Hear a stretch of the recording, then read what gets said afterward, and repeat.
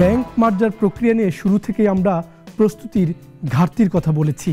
সেই সংকট থেকে এবার প্রক্রিয়া নিয়ে হোঁচট খেল বাংলাদেশ ব্যাংক। সুতরাং পেশাদারিত্ব যে কোনো কার্যক্রমে জরুরি।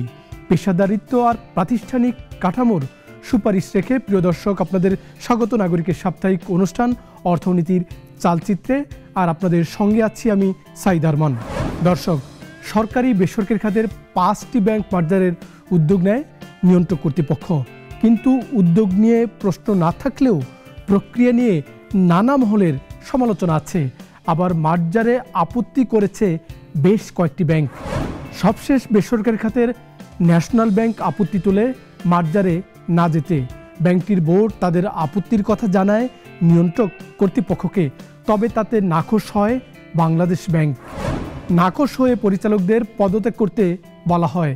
এরপর নতুন বোর্ড গঠন করে বাংলাদেশ ব্যাংক, যাতে চেয়ারম্যান করা হয়েছে চট্টগ্রামের ব্যবসায়ী খলিলুর রহমানকে। তবে ন্যাশনাল ব্যাংক আপাতত মার্জারে যাচ্ছে না। 1 বছর সময় দেওয়া হয়েছে সূচকে উন্নতি করতে।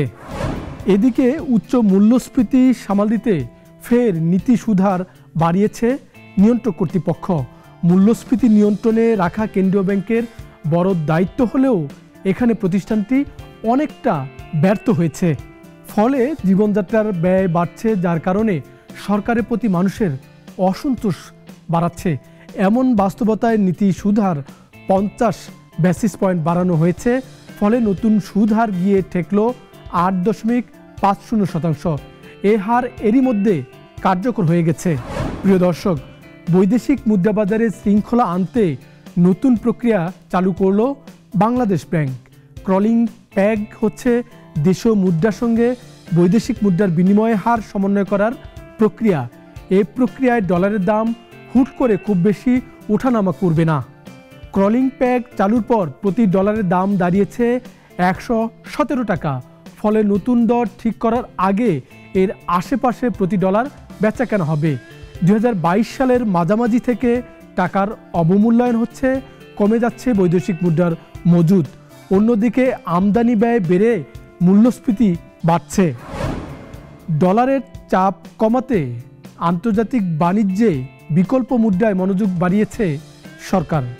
বিশ্ব বাণিজ্যে বাংলাদেশের বড় অংশীদার চীন থেকে ইউয়ানে ঋণ পেতে চায় বাংলাদেশ।